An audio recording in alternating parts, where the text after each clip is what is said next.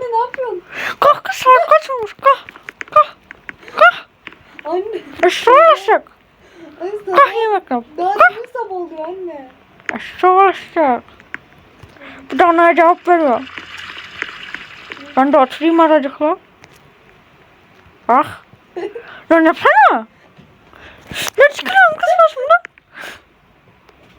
Anne ne yapacağım ya? Söylemedim bile. Ne yapıyorsun? Yemek yap. Salak, oturdum senin yüzünden. Salak kız. Elini niye yıkıyorsun? Deli. Şöyle kalsın. Oturayım yatayım, bir şeyler yapayım.